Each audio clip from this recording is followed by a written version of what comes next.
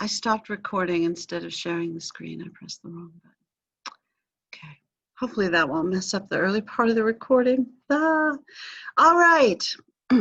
So today we're talking about the progressive presidents and then the election of 1912, and hopefully you will find this fascinating. If you don't tell me in the chat. Also, no, you can tell me, I don't care.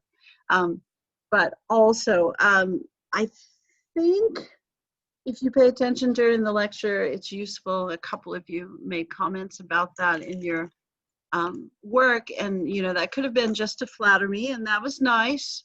Always a good call to flatter the professor, but I do hope that it is also helpful too. All right, Teddy Roosevelt, most exciting president of this era, most likely. Sorry, just threw something on the floor. Teddy Roosevelt becomes president because McKinley died. He got shot. He got shot by some crazy anarchist dude, Leon Czolgosz.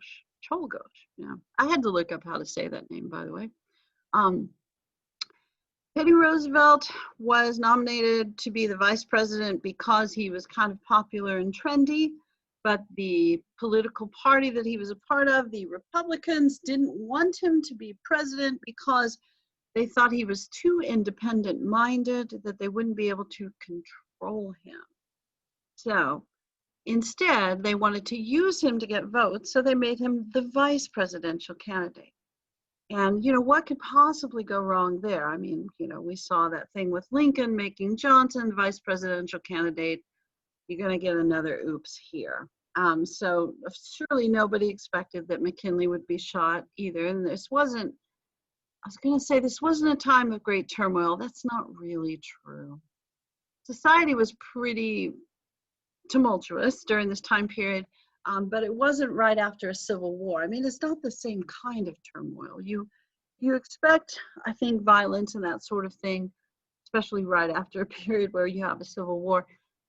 This is a period where there's a lot of pretty radical political and economic activists, and there's a handful of anarchists, but honestly, you just need a few to really cause some trouble. So an anarchist in our U.S. tradition, Western European tradition, those are the guys that really want to bring down the government. They don't necessarily want to set up a new one, but they want to bring down the government. And if you've studied too much, there's not too much history to study. I'm not trying to suggest that.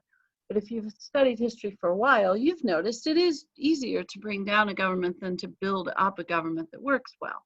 Now, Czolgosz really thought if he shot the president, it would destroy the government. And it didn't. McKinley was the president whose wife had epilepsy. When he was shot, he asked the doctors to be careful how they told his wife.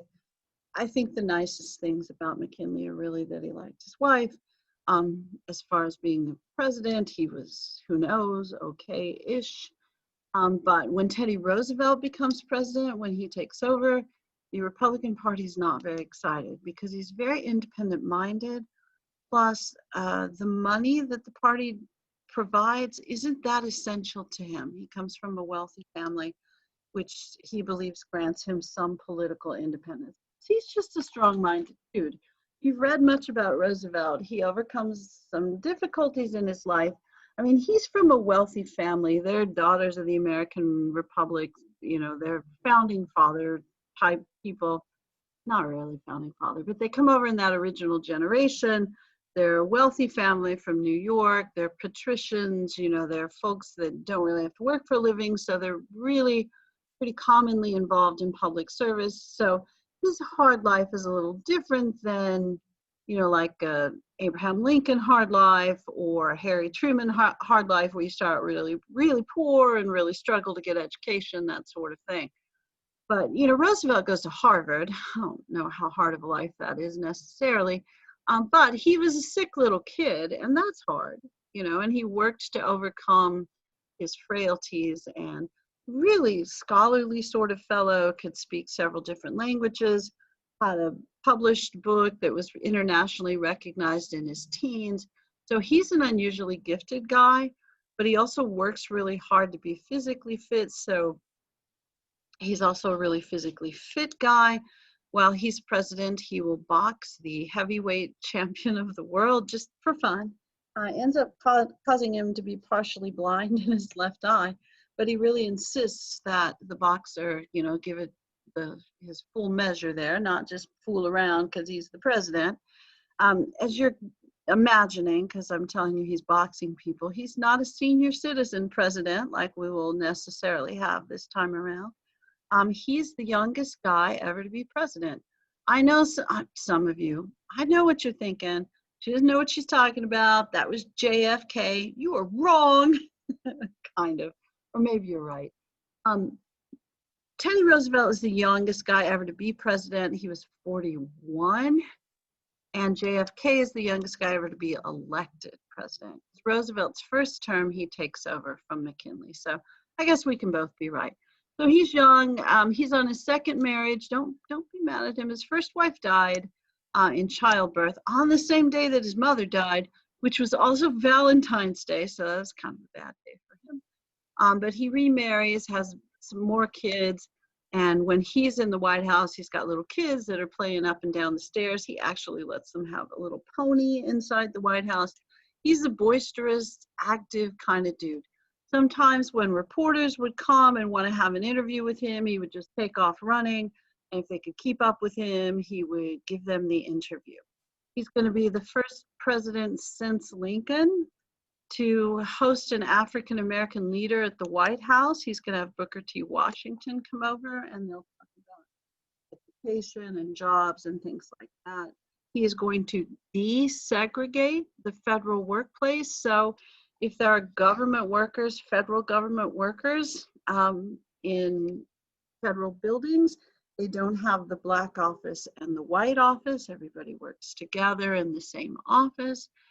So he's a progressive sort of fellow. He'll be, let me go ahead and go with the notes here, because I know some of you are going like, is she even going to go with the notes? Yes. First president to intervene in a strike on behalf of workers. This was, I think this was the anthracite coal miner strike, I think 1902. I know it was 1902. It was a coal miner strike. And Roosevelt invited the mine owners and the leaders of the mine union to sit down and negotiate. And he said, you know what, I'll host the negotiations right here at the White House. And the mine owner said, mind your own business. And then Teddy Roosevelt said, hey, you know what's my business? The National Guard. And we'll send them in and we'll take over the mine, and we'll also keep the coal that these guys mine until you sit down and negotiate with the coal miners. And so they said, okay, we're coming. And it's the first time that the federal government intervenes to help workers. So that's kind of a big deal. As you probably know, he's really big on conservation. He's going to create forests and national forest and bird reserves, conservatories, I don't know, places where birds hang out. Pelican Island is the big one. But literally millions of acres of federal land of forest and preserves and water areas, marshes and stuff will be put into conservation so that it can't be developed. And he'll dramatically expand national parks. He's going to break up monopolies, but he's kind of quirky about how he does the monopoly breaking up. He doesn't break up all monopolies, just ones he thinks are bad. Like he won't break up Standard Oil, which is clearly a monopoly. It's like 90-something% of the oil market they control. But he thinks that's good for consumers because the product is good and the price is reasonable. So, I mean, it's not good if you have a small oil company, but, you know, he thinks that if it's a good monopoly, there's not much sense in breaking it up. Northern Securities Company is the first one that gets broken up, and that's a railroad monopoly, which seems to harm people, especially in the West, and lots of people complain about it. So he's going to be the trust buster. That'll be one of his nicknames. The federal Government, he believes, should be the most fair arbiter or arbitrator, either way, guy that solves problems, the referee between business and work. And he thinks that's the role of the federal government, not to favor one over the other, but to help both out. And he refers to that as the square deal, that everyone in the United States deserves a square deal. And it essentially means to be treated fairly. Yeah. Notable legislation during his presidency is the Interstate Commerce Act, which creates the Interstate Commerce Commission, which facilitates the regulation of, yeah, you've already guessed, interstate commerce, trade between states. The Pure Food and Drug Act and the Meat Inspection Act, which he will create, he doesn't create, but he'll sign and certainly push for favor, especially after he reads the book, The Jungle. So Roosevelt's really known as the first progressive president. He's young, he's active, he's vibrant, he's vital. People like him. He's really good on camera, which is kind of a new thing because we're not really on camera before. There are recordings of his voice. If you ever get a chance to hear them, you'll find them on YouTube probably. And what's weird is he's a big burly looking dude and he's got a high squeaky voice. So it's kind of funny. And you may think, well, that's just from the recording of the time period. Like, no, probably not. I think that's really, he did sound kind of funny that way. All right, it didn't fit his body is what I'm trying to say. But he also thinks that the presidency is great fun. He gets to use what he refers to as the bully pulpit. He gets to use the presidency to push for things that he wants to change, that he wants to get done, as you know, lots of presidents have done before, but he's going to talk about it more, I suppose. And what else do we want to say about him? He decides he doesn't want to be president anymore because it kind of limits your free time. I think that's probably true. Yeah, you don't get to have as much fun if you're president. Maybe you don't get to golf as much. I know what you're thinking. You still can. I know. Last couple presidents, maybe last 3. Yeah. However, they probably all have. I think Eisenhower was kind of known for golfing a lot, but anyway. But Teddy Roosevelt wants to go on safari in Africa, and you know he wants to explore the Amazon River basin, and you really can't do those things while you're president. So he says, you know what, I'm done. So in 1908, he decides not to run for another term, and he decides his Assistant Secretary of the Navy, William Howard Taft, would be a very good candidate. He trusts him. He thinks he's very reasonable. He's a pretty well thought of lawyer. He'd been a legislator before. Clearly serving the Assistant Secretary of Navy has given him some foreign policy experience. He's very level-headed. It's not exciting, but Roosevelt really trusts him. So he says, hey, let's pick Big Bill to be the next president. So people go like, all right, we're picking Big Bill, and he wins. He doesn't really want to be president. That's William Howard Taft, but his president thinks he should be, so there's a little pressure there. And his wife also thinks it would be good to be first lady, so he's got a lot of pressure. What he really wants to be is Supreme Court Justice. So, oops. But good news for him, later on he'll be Supreme Court Justice. I think some of you are probably wondering, why could Teddy Roosevelt run for a 3rd term? Are some of you wondering that? Yes or no? Is anybody wondering that? Just checking to see if you're still with me. How does Roosevelt get to run for a 3rd term? Like, why is he even saying no? Aren't we just, can you run for 3 terms? Any thoughts about this? Oh, somebody has a thought. I'm so excited. All right, let's see it. Wasn't a law, just a suggestion. Not anymore. I like those answers. And no. Okay. All right, then. I think you're on the right track. So during this time period, you could run for as many as you liked. And you're right, it was a suggestion to do 2 that was suggested by the example of George Washington, who was Of Bush, okay, or George Washington. Yeah, we like Bush too. Probably not for the same reasons we like George Washington. But, you know, at least the Bush guys hang out in Texas. Did George Washington ever do that? No. Do you think George Washington ever had brisket? No. George Washington. Who is that guy? All right. You're fine. I'm just teasing with you anyway. So, what else? Oh. Also remember that Roosevelt didn't get elected to that first term. So later on, after another Roosevelt gets elected 4 times, then we go like, hey, we got to put a stop to that foolishness. Even though we liked Roosevelt, we did. We liked Roosevelt. We trusted him. He's gonna, the other Roosevelt. We like this one too. But after Roosevelt's presidency, Franklin Roosevelt, the other Roosevelt,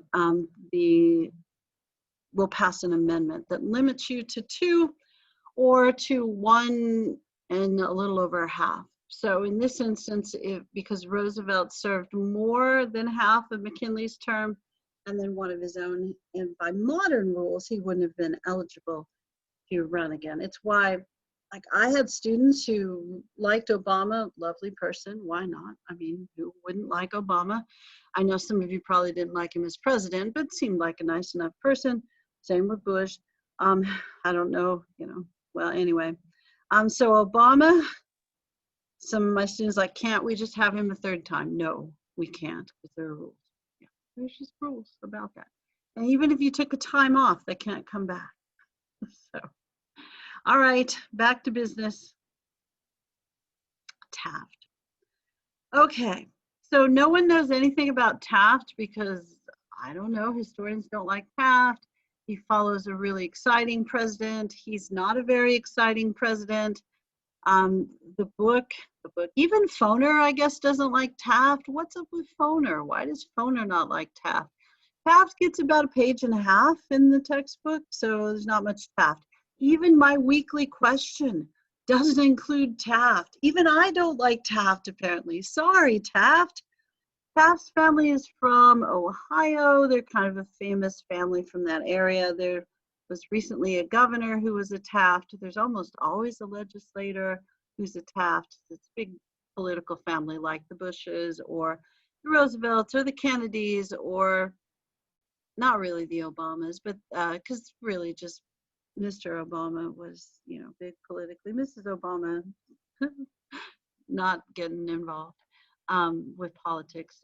Clinton's kind of a political family, I suppose. But anyway, back to business. The Tafts, a big political family. Well known. Stuff that's really good that Taft does, and then we'll go over the notes. Or we'll just go over the notes. He's Roosevelt's handpicked successor. He's the guy who, after the Filipino-American War, kind of calms things down in the Philippines and brings, whether you like the way he went about it or not, brings a little more control to that region. The Filipinos, historically not terribly impressed, but he doesn't do it necessarily, I was going to say he doesn't do it in a violent way. That would depend on your opinion. They do bring a lot of military in and suppress a lot of rebellion. So some people would, you know, that can either be law and order or it can be repression. It's probably some of each. But Taft is known as a really good manager. He's a very thoughtful person. He's a very intelligent person. He's also like a really fat person. Normally, I would not bring that out because, well, one, I'm not exactly athletic, so there you go. But people talked about it a lot. And if you know anything about Taft, it's because you had a history teacher who told you that Taft got stuck in a bathtub, and that's why they had to replace the bathtub in the White House, which is probably not a true story, by the way, which shows you that even the press didn't like Taft because they probably made up crap about him. Taft, darn. But they didn't like Taft because he didn't like to do press conferences. He wasn't very interesting. If you wanted to do an interview with him, he just ignored you. He didn't take off running. He didn't speak 4 or 5 different languages. He didn't write books about birds. He's definitely not going to have a boxing match with the heavyweight champion of the world. Now, he will keep desegregation. So, I mean, there are things about him that we should like. He's definitely okay with desegregation. He's more aggressive about breaking up monopolies. He breaks up more monopolies than Roosevelt, but he dissolves Standard Oil, which upsets Roosevelt. So he really sees the law as needing to be applied a little more even-handedly or fairly. So he doesn't see good monopolies and bad monopolies. He just sees monopolies. He'll put twice as much land into preservation as Roosevelt. So there's that. But he's much less popular. Because he's not as popular, he really can't control the Republican Party. So the Republican Party pretty much splits because of him, and it leads to the creation of the Progressive Party, which is led by Teddy Roosevelt. He'll later be a Supreme Court justice, which is what he wanted to do anyway. And probably the big, not probably, definitely the big thing that causes him to lose popularity is the Ballinger-Pinchot affair. There's no actual affair here. Don't get excited. The thing is not very exciting. And I'll probably get these guys backwards because that's how exciting it is. There's a guy named Ballinger and a guy named Pinchot, and one is the head of the Department of the Interior, and one is the head of the Forestry Service. I think Ballinger is the, no, I'm gonna get it wrong. I think Ballinger is the Department of Interior guy. In case you're wondering, like, what does the Department of the Interior do? They manage all the federal lands. And then Pinchot is the head of the National Forest. So a corporation, I don't remember which one, comes to the administration and says, hey, we know there's a lot of oil in the national forest and we'd like to lease some acres and we'll pay you for it, but we're going to take the oil. Now, because there's so much land in preservation, Taft says that's okay, and Ballinger says it's okay. Pinchot says this is a travesty. We can't do this. This is terrible. This is wrong. So he pitches a fit. I mean, he just has a big outburst about it, and he goes to the press and he says this is wrong, and Taft is an idiot, that kind of stuff. And my boss is an idiot, Ballinger, my direct boss. So Taft talks to him and says, look, buddy, I get that you don't agree with this. I'm sure he didn't say it that way, but he says, I get that you don't agree with this, but this is the decision. You're going to have to live with it. So you've got to stop getting press conferences where you talk about this because we're not changing our minds. So you need to stop talking about it to the press or we're going to fire you. Well, he doesn't, so they do. So Pinchot gets fired. I think I got it right. I think it's Pinchot. But well, this was a guy who was appointed by Teddy Roosevelt in the previous administration and was friends with Roosevelt. So he complains to Roosevelt and says, Taft is a loser. He's not preserving the environment. He's not doing a good job. You need to come back and save the day. So Roosevelt says, I will come back and save the day. That's exactly what he said in probably 4 different languages. So Roosevelt decides in 1912 that he will run for president. Okay, we got a problem. The Republicans already have a nominee. It's the president. Yeah, it's really, really unusual for a party to not renominate the sitting president. So the Republicans are going to nominate Taft. Now, the Republican Party probably liked having Taft in there a little better because he was probably someone they could control a little more. Roosevelt, not so much. And Taft, probably not as much as they thought. Taft also was kind of an interesting fellow politically. He wasn't really as married to his party. So if there was legislation that he wanted done and some Republicans opposed it, he'd just go work with the Democrats. He didn't care. And in this era, both parties were fairly progressive. So, you know, if the Republicans didn't like his forestry bill, he'd work with the Democrats. If the Democrats didn't like his child labor bill, he'd work with the Republicans. You know, he just worked with whoever he thought could get whatever he wanted passed. So, and I'm not saying that Roosevelt didn't either. Roosevelt kind of ordered people to do it. Taft's a little different. All right, so now we have kind of a messy election. Do you guys have any questions so far? I don't know, I feel like I went through that kind of weirdly or quickly. Do you have questions? Anything you want to ask? All right then. Okay. All right. So election in 1912. Republicans, and I think for your question, you can mention that Taft was the Republican Party nominee, but that's, yeah, if you want to. You don't have to. You might. Just create some context. I don't know. Oh, sorry. So Republicans nominate Taft. Taft just says, hey, I'm the president. You know what I'm going to do. I've done it before. So I'm not really going to go out there and campaign. You know what to do. You know who I am. Vote for me if you want to. If you don't want me again, don't vote for me. So it's like, you just take what you get. All right. Good job, Taft. All right. And he wins a substantial number of the Republican votes, but he doesn't win the election. Roosevelt comes back after the Republicans have nominated, or have essentially nominated Taft. I don't think they have the convention yet, but Roosevelt says, you know what? I'm running for president because Big Bill is not doing what he's supposed to do. I'm going to come back and do stuff the way it needs to be done. Now, the Republicans can't nominate him at this point, so he decides he will start his own party, a third party. You've studied U.S. history enough to know that third parties don't usually do well, but are they usually headed by Teddy Roosevelt? No. So this could be a different instance, maybe. If you're wondering why they call it the Bull Moose Party, sometimes they call it the Progressive Party. The reason that they call it the Bull Moose Party is he's out campaigning one day and he's giving a speech and he talks really fast. He waves his hands a lot. He's really active kind of speaker. You can find video newsreel of him doing that. While he's giving the speech, somebody shoots him.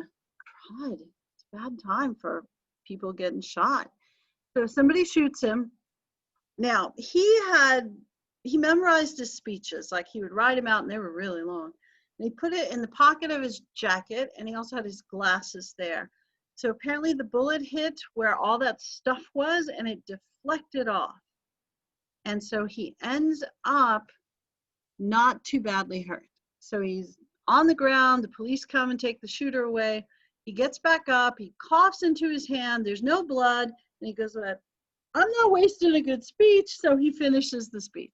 When the speech is over, reporters come and say, like, hey, how are you doing? And he goes, I feel as strong as, you know what he feels as strong as, a bull moose, which is a boy moose. So. And so they nicknamed the party the Bull Moose Party. You like the story? Okay, thanks for liking this. It's basically true. Those are those kind of stories that maybe get exaggerated a little over time, but you know, the basic facts are true. He's given a speech, he does get shot, he does get up and finish it, and he says he feels strong as a bull moose at some point. So there you go. So Progressive Party. All right, so Progressive Party or Bull Moose Party. And then the Democrats are going to do a wacky thing. They're going to nominate some guy no one had ever heard of nationally, really. They're nominating the former president of Princeton. Yes, the president of Princeton, where you guys may transfer after your first 2 years at ACC. You never know. You know where Princeton is? That's going to be my trivia question for today. Where's Princeton? I'm looking. Yeah, you're not going to tell me, are you? Do you know where Princeton is? North or south? Let's start with that. Is it in Texas? No, somebody's answered. Let me look. In a state. Good job, buddy. All right. We've got comedy today. It's in New Jersey. It's in New Jersey. I don't want to make you work too hard at this. You were about to Google it. I know you were. So it's in New Jersey, which is why you're not going to transfer there. No offense to New Jersey, but it gets cold there in the winter. You people can't take that. You've lived here for the winter. You can't go to New Jersey. All right. So Woodrow Wilson had been the president of New Jersey.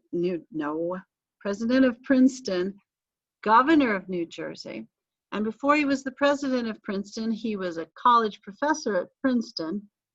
And before he was a college professor at Princeton, he was a football coach at Princeton. And at some point, he was a lawyer.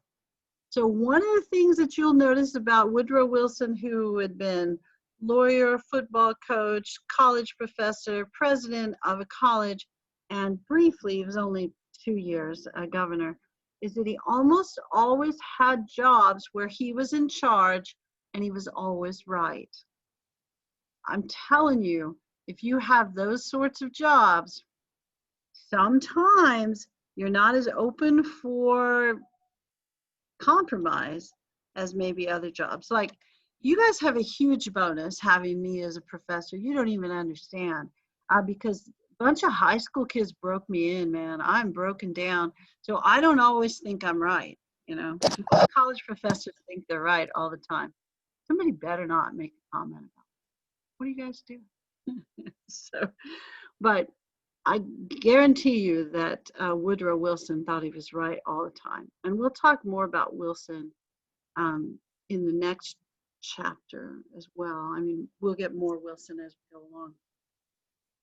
But Woodrow Wilson was brought in as a progressive, and honestly, all three of these guys are progressive. So when we talk about progressives, what we're saying is they want to use the government to make positive change. They think that's the role of the government. Now, two of these guys, Taft and Roosevelt, will suggest that that's the role of the federal government. Wilson will suggest that is the role of the state government. State. Okay. All right. So Taft's platform. So when we talk about platforms, platforms are the list of things that candidates promise they will do if you elect them. Yes, if you elect them. So your platform is your list of stuff you want to do. Taft, his platform is like, you know what I'll do. I've already done it. I'm just going to keep breaking stuff up and being fair and working with whoever will work with me. And I'm not even going to take a break to go campaign, which he hated to do anyway. So he just says, I'll just be me. Okay. Now, as you can imagine, maybe I'll look this up for you really quick. I don't want to drop my book. Your book will talk pretty specifically about this. So this section is going to be really useful. I mean, when in the book, it's going to be really useful for you to look at this and get some more specific details, because you know my lecture is just going to be general, because I don't want to make it too easy for you. You got to look at the book some. Look at the book some. And I know we've talked a lot about progressive reforms, that sort of stuff. We got all those amendments, all the stuff we talked about last time. But I mean, you've noticed that progressives in general want to try to make things better, except racial issues, which they apparently don't care about.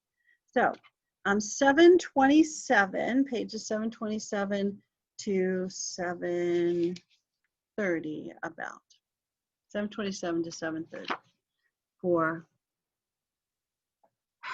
the question, the weekly question, 727 to 730. All right. Roosevelt's platform is called New Nationalism. And his thought is he wants to make the government bigger, more active, create a larger bureaucracy, more agencies, so you can fix more things. He wants to regulate the economy so that workers have fairer wages, are treated better, they're safer. He wants to end child labor. There'll be a little discussion of that. Wants to make sure that women and children are taken care of in a more fair way. And remember, this is an era where they're more concerned about health care for women and children, because the thought is dudes who, you know, maybe aren't making as much money as they should, or using their money as wisely as they should, aren't taking care of their families.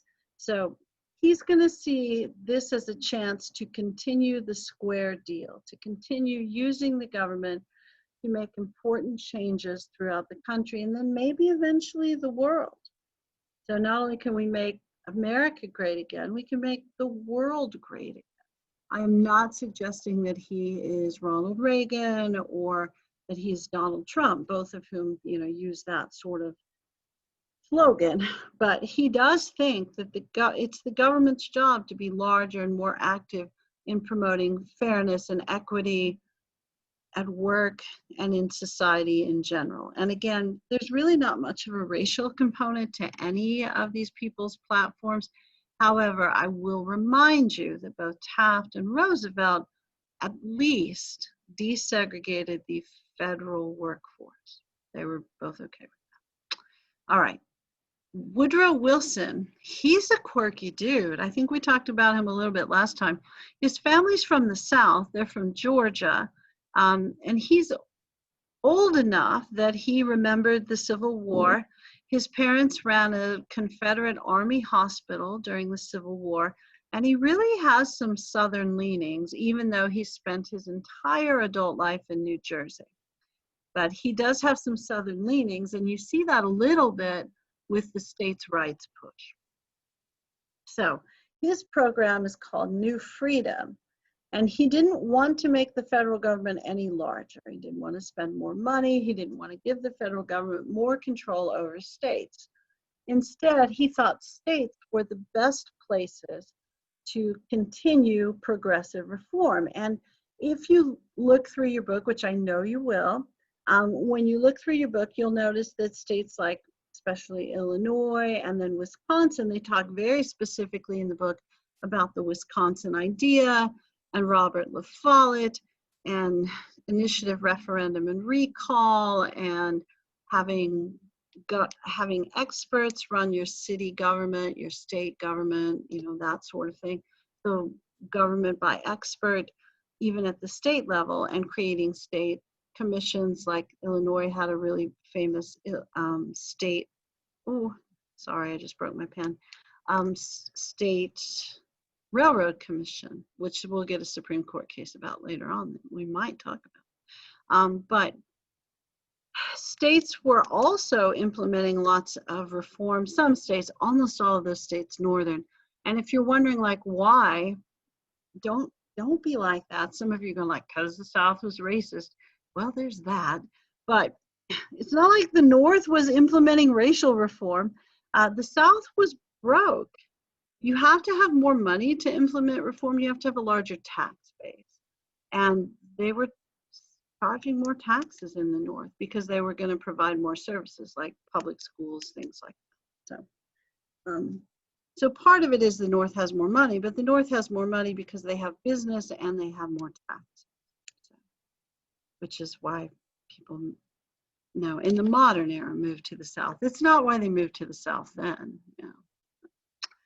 All right, back to Woodrow Wilson. His program, New Freedom. And the idea behind New Freedom was that states would manage the reform, the federal government would stay the same size, and the federal government would just be like a referee rather than a growing regulatory agency. So he essentially wants to do the same things that Roosevelt wants to do, but he thinks they should be done on a smaller scale at the federal level and a larger scale at the state level. But your book will give you more information. Yes, it will. Okay, so now we have 3 parties with viable candidates, and when you have 3 parties with viable candidates, usually the third party just kind of messes with one of the 2 major parties. They don't usually win an election, but they usually cause someone to lose an election, if that's a fair way to look at it.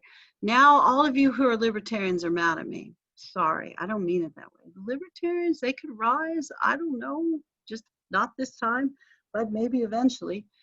So third parties usually just act as spoilers. And I don't know if any of you are old.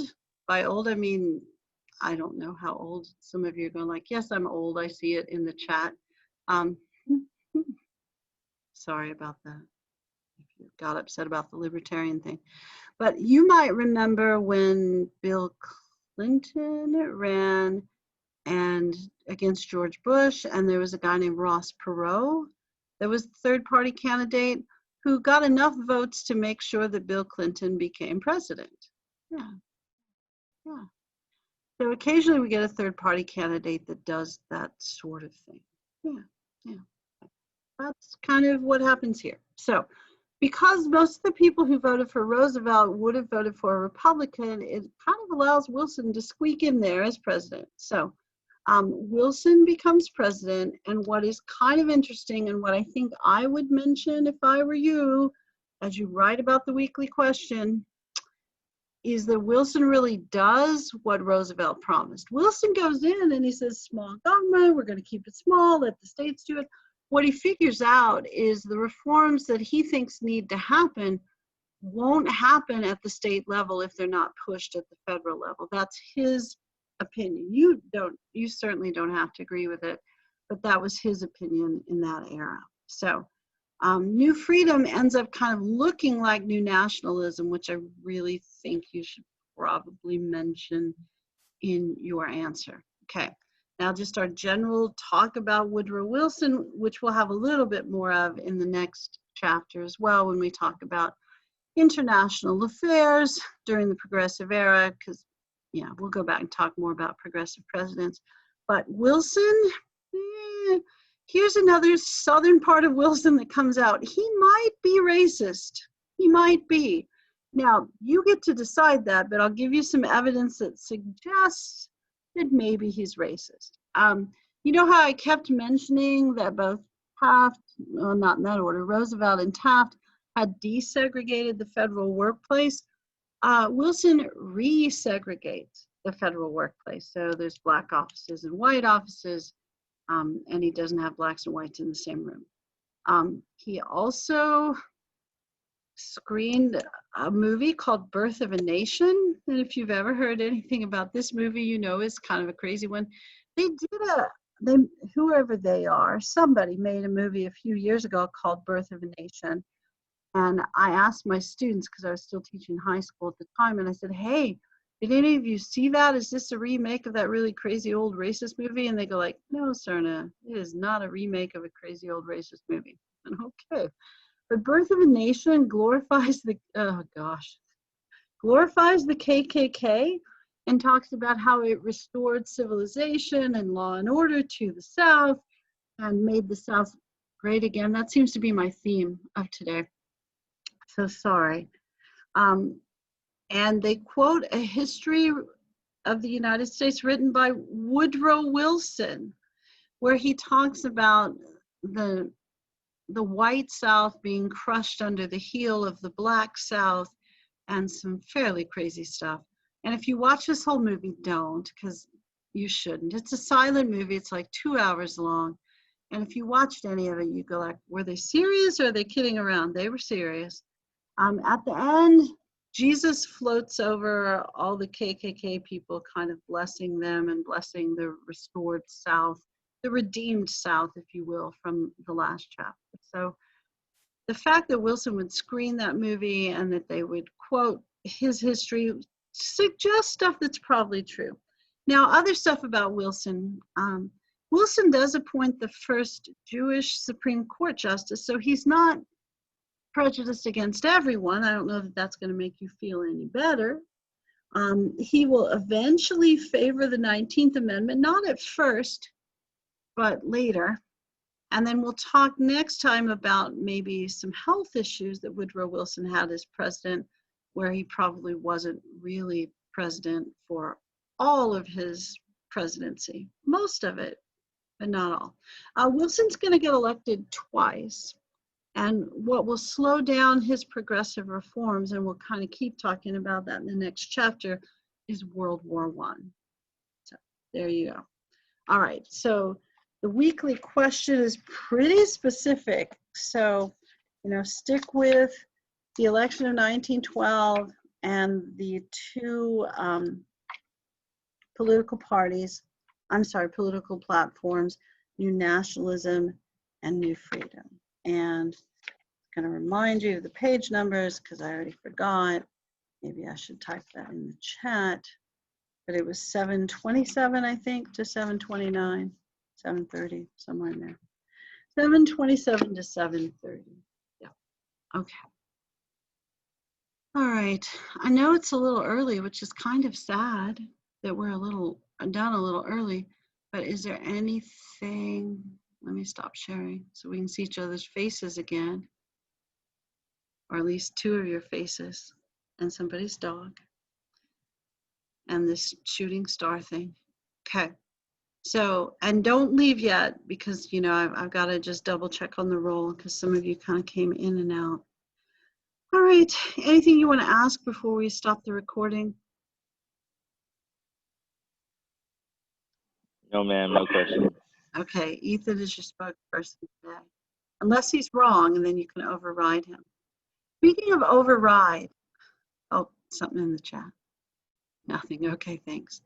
A couple of students, not necessarily you, were writing in some of their answers I was grading that the president didn't like an amendment, so he vetoed it. Okay, so it made me think that I'm going to just really quickly go over how we get an amendment. Because, I mean, it's nice if the president supports it, and sometimes it's helpful, but he doesn't have any say over it. So either the states or constitutional conventions within the states have to vote to, the Congress can vote to bring up the amendment. The states or state delegations have to vote to approve the amendment. Once an amendment is approved, the president doesn't have any say over it. Now, he can campaign for or against it, but the president can't veto an amendment. And once an amendment is an amendment, the only way you get rid of it is with another amendment. And we've only done that once. So what you did see in the Reconstruction era, which is probably what you were trying to say, is that we had amendments that we didn't enforce. And that is completely true. There's no doubt about that. And some of you could successfully argue that at this point in time, there are parts of amendments that we don't successfully enforce. But they weren't even fooling around about it in the Reconstruction era. They just said 14th and 15th Amendment, we don't care if you abide by those in the states. So presidents don't get to override those. They don't. Now, Johnson did override a lot of vetoes, Johnson vetoed a lot of bills and then Congress overrode those. And I think probably what people were thinking is when Congress made the Civil Rights Act and Johnson vetoed it and then they overrode it, their thought was it's not going to be enforced very well. So that's why they turned it into the 14th Amendment as well, to kind of cement it in the Constitution. And that may be in a lot of ways one of the most, it's probably silly to argue which amendment's most important, but the idea that every citizen has equal protection under the law, that can be applied to almost any court case or any situation where people are not being treated fairly. So that's a hugely important amendment eventually, maybe not at the time. All right, I'll stop talking about the 14th Amendment. Okay, is there anything else you want to ask before I stop recording? I know you didn't even ask that, so sorry. All right, so I'll stop recording and then we'll check the roll. Don't leave, don't leave.